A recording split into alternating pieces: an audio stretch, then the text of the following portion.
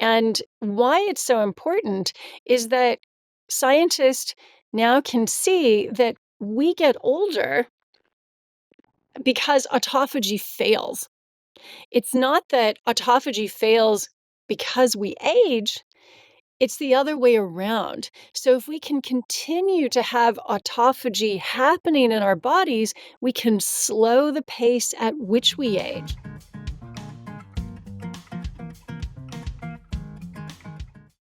Hi, everyone. This is Diane Gilman, formerly known as the Queen of Genes on QVC HSN, but now the proud host of my podcast, Too Young to Be Old. And speaking of Too Young to Be Old, what if I told you that I have a guest who can literally redefine the aging process? Oh, yeah, there are ways to age better than what we're given. And here she is. Her name is Leslie Kenny, and she has a little secret, and it's called autophagy. Oh no, did I say it correctly? Leslie, correct me, save me, help me here. It's called autophagy, and some Yay. people call it autophagy, and it's a Greek term that just means self-eating, but really what it means is self-renewing. And that is the little secret.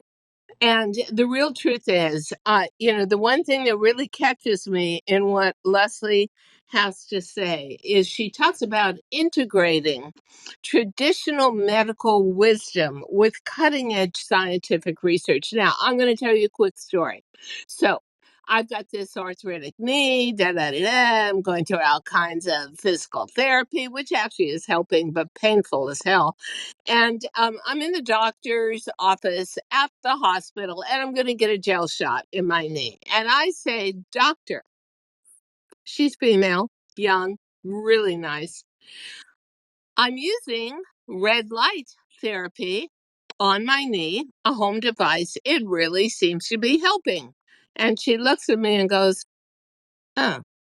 And I said, well, doctor, don't you know you must know about red LED light and what it can do for you. Um, yeah, no, not really. And I realized and said to her, so what you're really saying to me is your hospital, my hospital as well, doesn't offer red light therapy. Therefore, you don't even want to discuss it as not an alternative, but as an add on. And yeah, that was the truth. So for me, Leslie, I am so frustrated by what they call the golden rule in medical circles, which is it's 20, 30 years down the line, you're using the same kind of treatment. There have, in the meantime, been mind blowing add ons you could use, but because your hospital is not adopting them and making money off of them, you're not going to discuss it. So I would like to know two things: define longevity, and what is health span?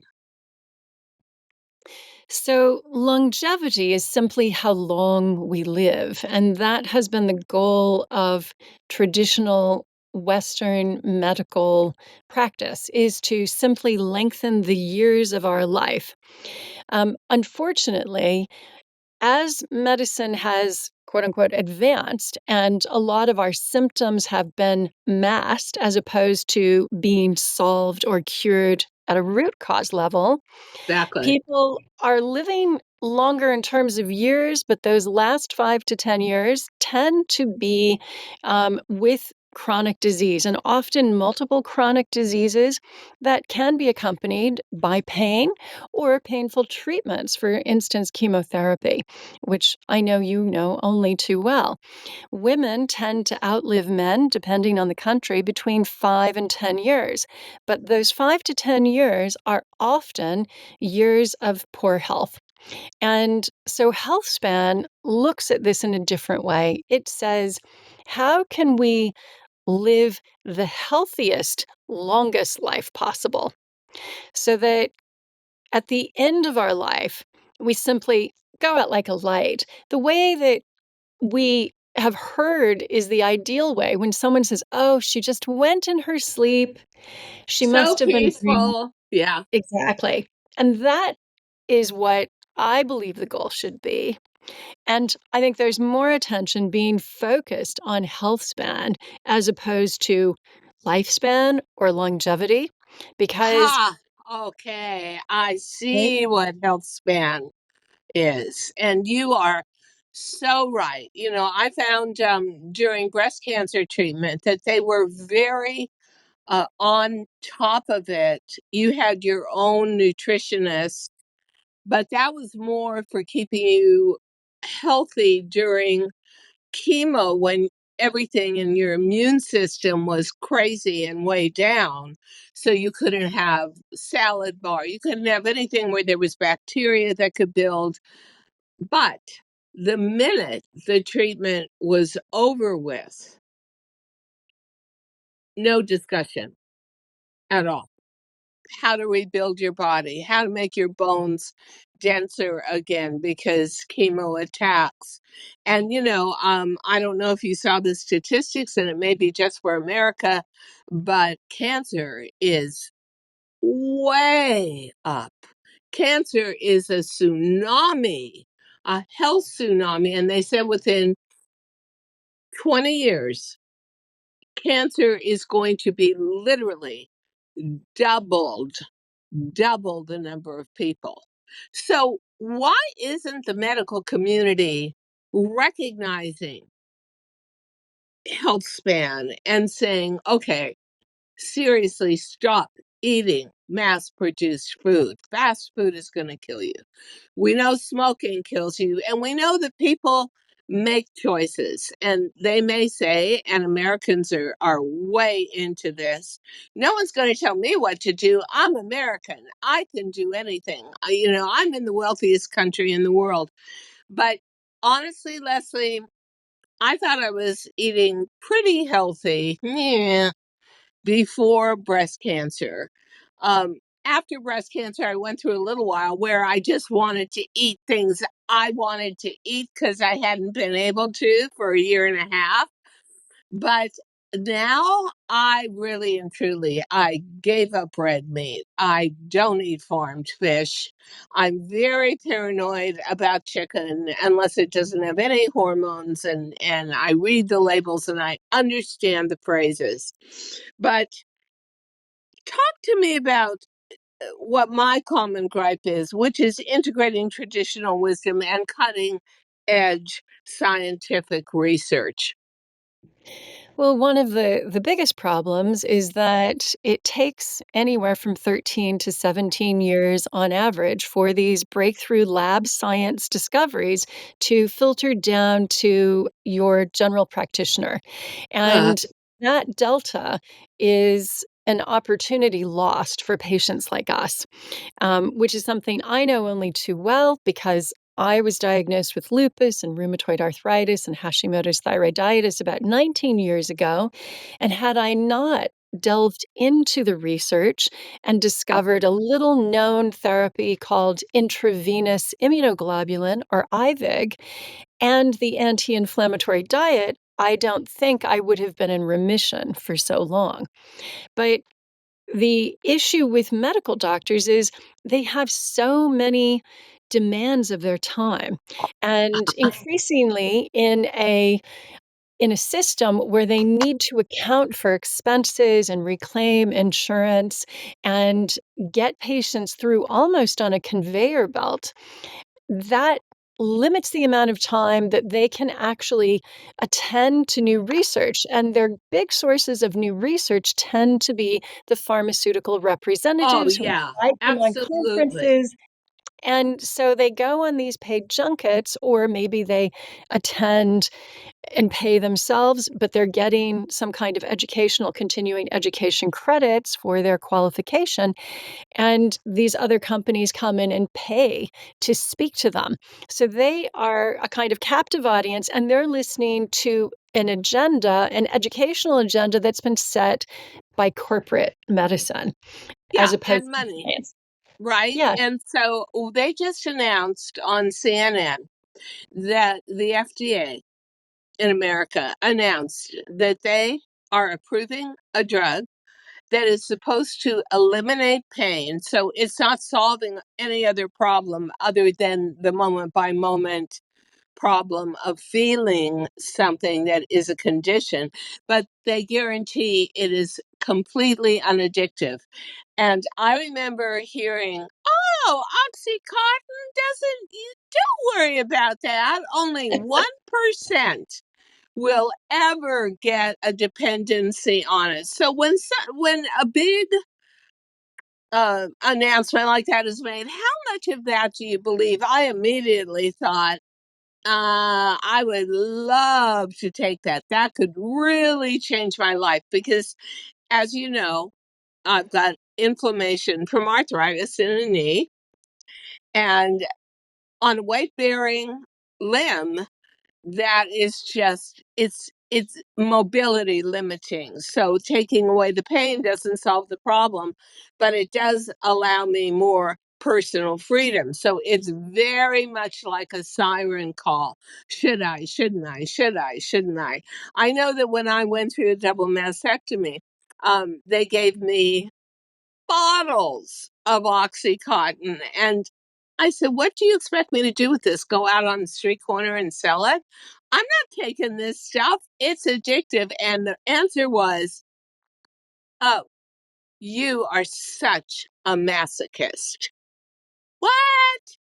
No, I dislike pain as much as the next person. But so we see in America all of these drugs coming out, like Ozempic, that take care of a problem with aging, gaining weight, um, and do it without you having to do anything but punch yourself in the stomach with a needle once a week. We want easy solutions. Tell me about the Oxford Longevity Project, which you are, and how Healthspan can immediately be adopted in an actionable way into our lives. That's truly what I want to know. And by the way, what is the anti-inflammatory diet? Because so much of the pains and the aches we feel over 50 as we age are inflammatory. I know it is for me. Well, let's actually start with that last question first, just to round off your own situation, which is inflammation. And you're offered this choice to take a supposedly non-addictive opioid to mask the symptoms. Whereas, as you've said, the issue is actually inflammation. So philosophically, probably because of the fact that two of my grandparents went to medical school in Japan, I have more of an Eastern orientation towards health. Which And I for really me, respect. Yeah. masking symptoms does not get to the root cause problem. It only kicks the can down the road, Yep. but you We're good still at that in have to deal America, with though. it, We're right? excellent at that. So, yes, I suppose whether it's the national debt or it's healthcare, let's just kick the can a little Yeah. bit further down the road. But for me, I would much prefer to address the root cause. So in my case, I also had with my autoimmune conditions, the root was inflammation, and I was given immune suppressants because my immune system was overactive. They said it looked Yeah. like I was fighting cancer, but I was actually destroying organs and cartilage and tissue. And my first reaction was, well, don't I need my immune system? Why would I want to suppress it? And Oh, good right? point. Don't we need our immune system? And Yeah. he said, well, you can just avoid large groups of children, avoid ill people, avoid large social gatherings. And I thought, but I want to have a life. And this doesn't sound like having a life. Avoiding people because I fear them because they might be giving me disease and my body can't fight it off. That's not a life. And so my whole thesis was let's bring the body back to homeostasis or balance. It's that yin yang equation, right? Let's bring How it do we back do to that? balance where it's not overreacting and it's not underreacting. It's in a place of perfect peace. And with inflammation, what we want to do, sometimes inflammation is important. It's part of the healing process. It's when it becomes chronically elevated that it is problematic and we feel pain. So, as a result, what we want to do is allow the body to have that initial inflammatory response that is part of healing. But any chronic inflammation, we need to find ways to tamp that down. And what I discovered was that there are things you can do with your diet, with optimizing sleep, with getting the right kind of movement, with decreasing stress, all of these things, and social interaction actually is part of, creating good feel good hormones that actually do contribute to a sense of well-being. So you Talk to me about diet, because I think we, and certainly in America, have such a problem with diet. We love our junk food, which is full of chemicals and life extenders for edibles. And I know that my mother had terrible arthritis everywhere in her body, and she was a huge red meat eater. So, is that part of the chronic problem of inflammation? What would you give advice as advice as actionable to give up to back off of chronic inflammation? Well, if we're just talking about giving things up, sugar is a big one. Um, Oh, processed flours, your white flour. For some people, white potatoes, because they're in nightshade, that can be problematic. You have high lectin content, that can be problematic for them. Um, I would also say you want to increase the anti inflammatories in your diet, which would be things like wild caught salmon with the natural omega 3 fatty acids. You would want extra virgin olive oil. These are anti inflammatories, right? And they're good holistically. They're good for the brain. They're very good for the joints. They're good for the skin. yeah. It's not just one, they're not just fixing one thing, they fix multiple things throughout the body. When it comes to red meat, we also have to think about how our red meat has changed and how much we're eating it. And it didn't used to be that people ate red meat every day or even necessarily once a week. It was something that was special. It was usually had once a year at time of slaughter, right? And maybe you had an animal that you sacrificed and you hung up to cure, and you would eat that through the winter, but you didn't eat it all the time all year round. And we also didn't have animals that were given lots of hormones, antibiotics, that were fed a lot of inflammatory cattle feed. For instance, cows used to graze on grass, but now they're given silage, which doesn't have the same healthy impact on them that, say, grazing on grass would. Those inflammatories that they're taking in mean that when we eat red meat, we are eating inflamed animals that also have the Whoa.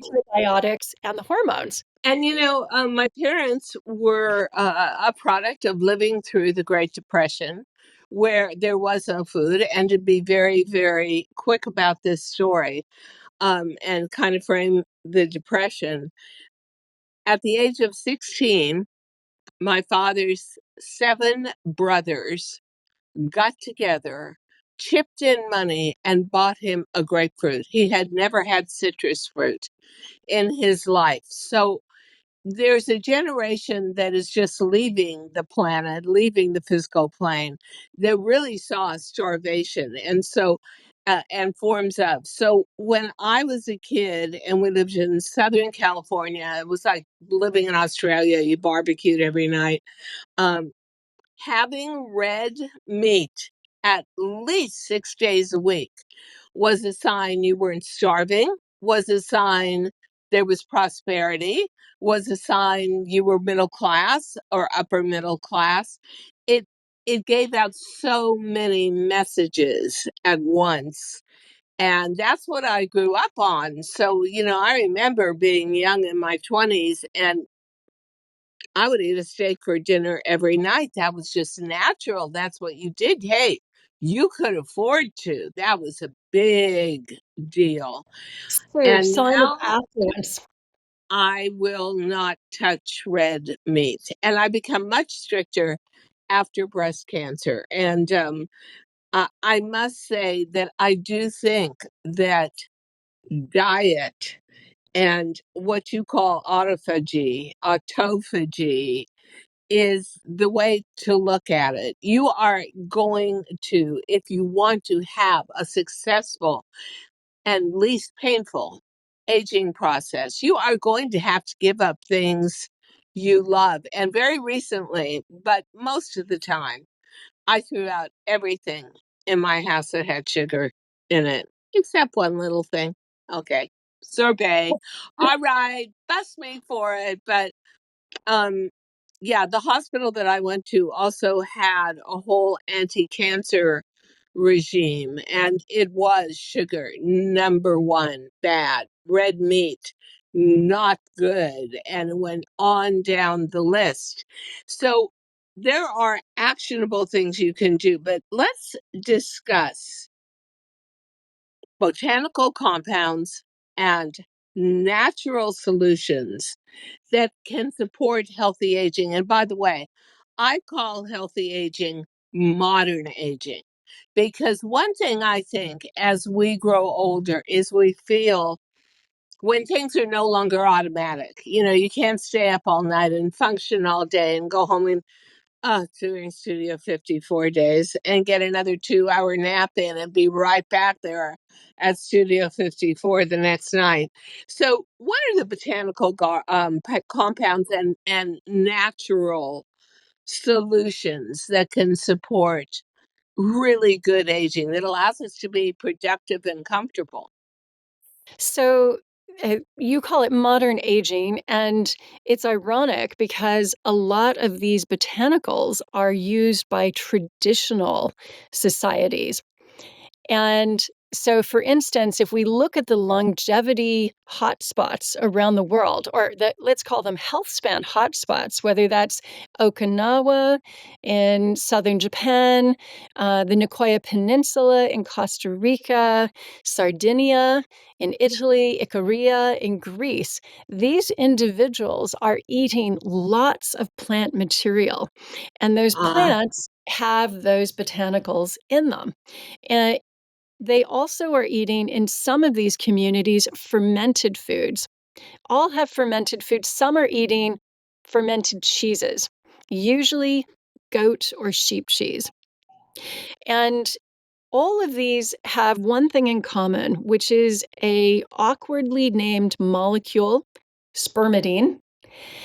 It's a polyamine. That just means it's made out of more than two or more amino acids. So, collagen is made of amino acids, so it's nothing really unusual. We all make spermidine in our tissues. We make it in our gut biome, and we can get it in plants. Your dog and your cat make it. The orchid behind you has some. Everything has spermidine. It's needed to grow, but it also activates cell renewal and cleaning, that process you alluded to called autophagy or autophagy. It's like tomato or tomato. yeah. And this is so important that the Nobel Prize in Physiology or Medicine was awarded to a Japanese scientist, Yoshinori Osumi, in 2016 for his research explaining how it actually works. And why it's so important is that scientists now can see that we get older because autophagy fails. It's not that autophagy fails because we age, It's the other way around. So if we can continue to have autophagy happening in our bodies, we can slow the pace at which we age. And there are easy, actionable things you can do to Tell activate me. autophagy. Oh my God. Tell Fasting, me. fasting is one way. Now, you're extremely slender. You're in very good shape. But as we get older, if we're slender and we have muscles that we have worked really hard for, if we fast for too long, we will lose that muscle. And we don't want to do that because that leads to frailty. So there are other compounds you can take to activate autophagy. So curcumin in turmeric will do it.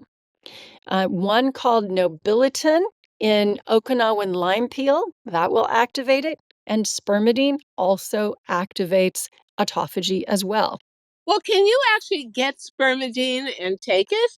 Is that something that's available? Is it a biological or botanical compound? You can get it in a food derived form, and you can get it from sources. First of all, in your food, you can get it from a Japanese fermented delicacy called natto. So you can look in your local Oriental market in the frozen food section for something called natto, Natto. It has an unusual mouthfeel, it has an unusual smell, and an unusual taste. So it's got three strikes against it there. If it's frozen, it doesn't have as much, activity and spermidine in it as it would if it were really fermented well. But something is better than nothing. But you can also get this in pulses and legumes. You can get this in shiitake mushrooms in great quantities. Oh, You can yeah. get this in broccoli. Broccoli is wonderful also because of the fact it has cancer prevention properties. And so this is why we need to get more plants into our diet because of the spermidine, but also I mentioned that the gut biome can manufacture spermidine too, but it can only do this if the bacteria there are fed. So, it's like the early colonizers to, the Massachusetts Bay Colony, and nobody left them any food and they didn't know how to grow food in this new place. So they all starved to death, right? So the same thing happens to the bacteria in your gut. You need to feed that, and you would feed it what we call prebiotic material or resistant starch, but this is fiber. The fiber is not just there to, say, in us postmenopausal women, get rid of excess estrogen, because that fiber will bind to it and will take it out. And we know that's important to prevent breast cancer. But also, it's there to feed the microbiome, the bacteria, the healthy bacteria that effectively run a little pharmacy inside of us. And that's something I don't think people have appreciated. That in fact, the body has an innate wisdom. It wants to go back to that balance point, and it wants that little pharmacy to be working to help us. So, 90 to 95% of our neurotransmitters are manufactured in the gut, B vitamins are manufactured in the gut, and spermidine is also manufactured there too.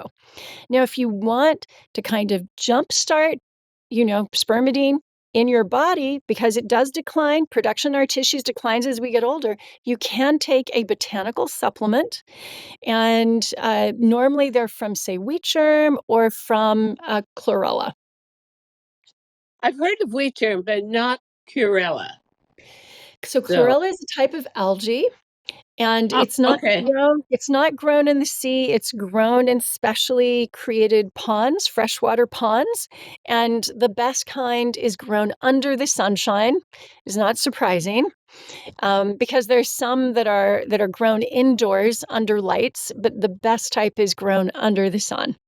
And can I just get that at a supplement store, or is that something that I'm really going to have to search for?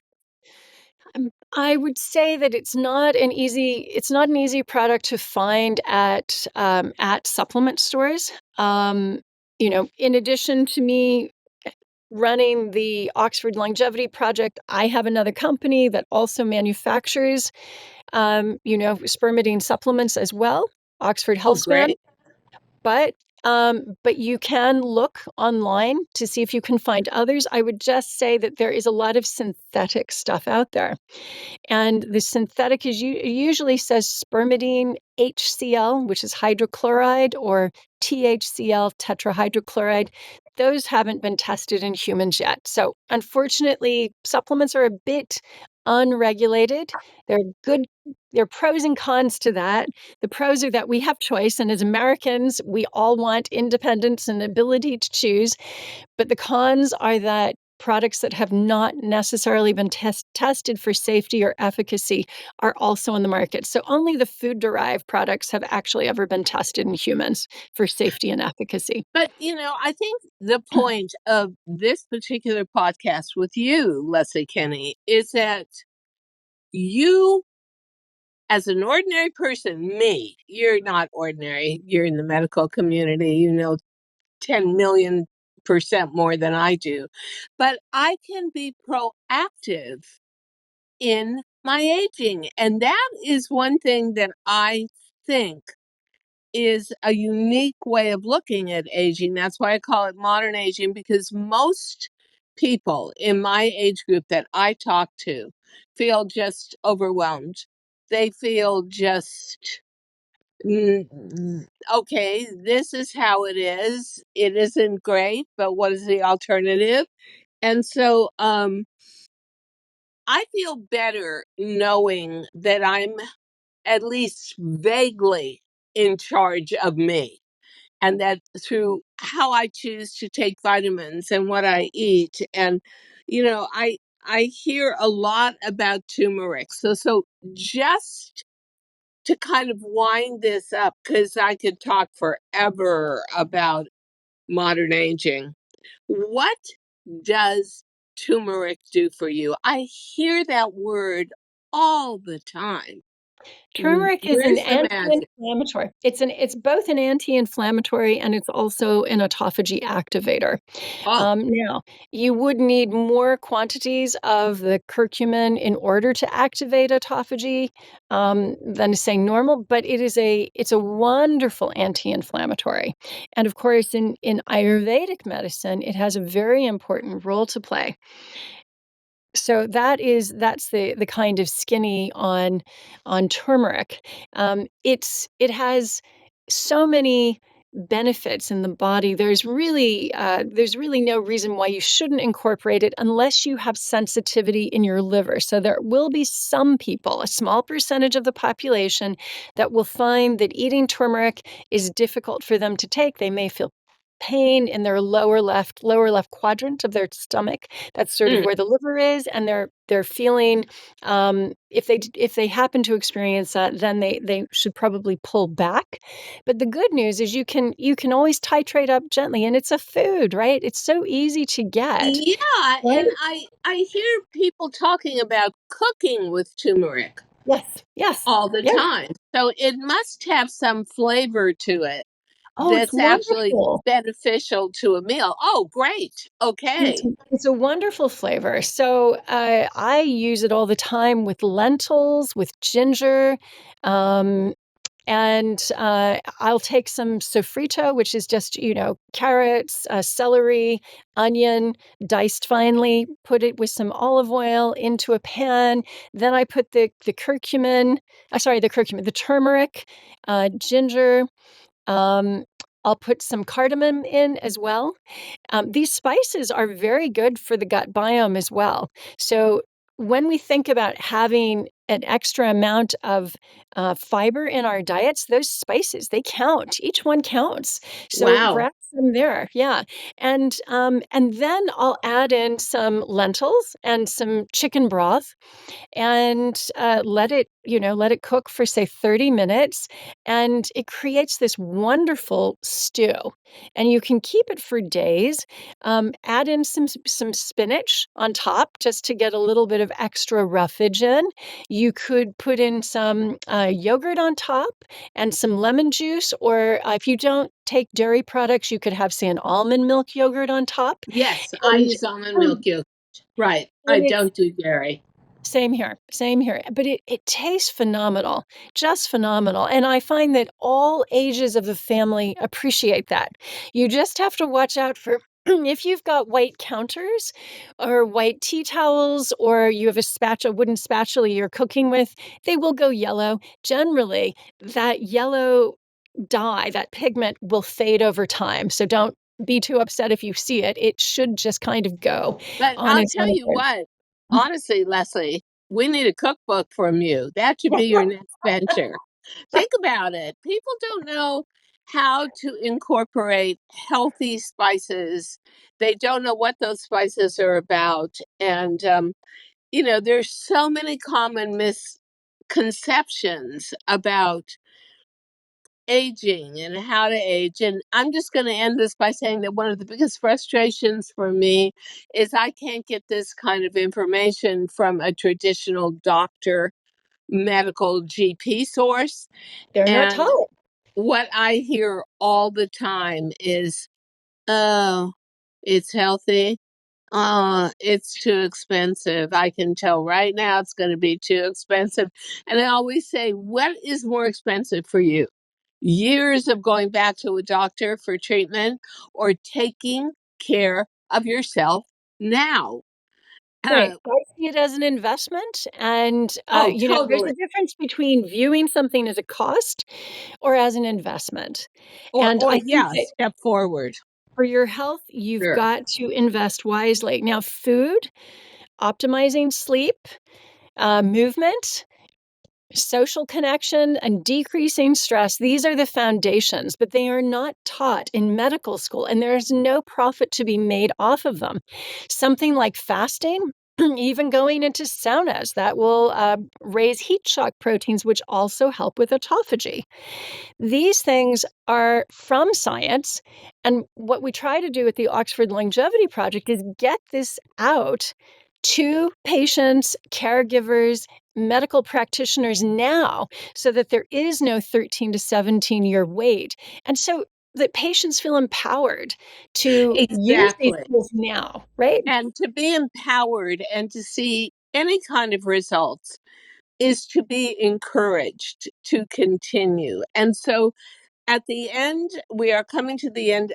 Unfortunately, I wish it could go on for about another 8 hours of this podcast, but we will list in graphic form all of Leslie Kenny's information, how you can get in touch, how you can read up, how you can understand the Oxford Project. And this has been absolutely fascinating. And I'm going to be perfectly honest with you, as health minded as I am, I do not have turmeric. I do not have curcumin. I don't have any of this in my spice closet. But the minute I'm done with this podcast, I am getting online and buying and using and discovering the benefits of, because I simply don't think the medical community is going to do that for me. And I do say this to our audience over 50. Under 50 audience, which is a big part of our audience, here's a way to age better and to redefine the aging process. For those of us over 50, and I'm way well over 50, this is a way to lessen the blow and the disadvantage of aging, and at the same time, feel like you're taking back control of your life and you begin to recognize, oh, yeah, that's me again, one step at a time. Okay, Leslie Kenny, this was incredible. I thank you so much. It was so informative, but more than that, it was actionable and modern, a modern approach to aging where you take control of yourself. So thank you. I hope we meet again, Thank you, and Diane. I hope we send many of our listeners to you. Thank you so much. Thank you so much for listening to Too Young to Be Old podcast. The episode may be over, but the fun doesn't have to stop here. Find us on Facebook, Instagram, TikTok, and YouTube at The Diane Gilman, or visit our website, thedianegilman.com. If you like the show, leave us a rating or a review and subscribe so you don't miss the next episode. And until then, don't forget, age is just a number. Together, we'll prove that we are all too young to be old.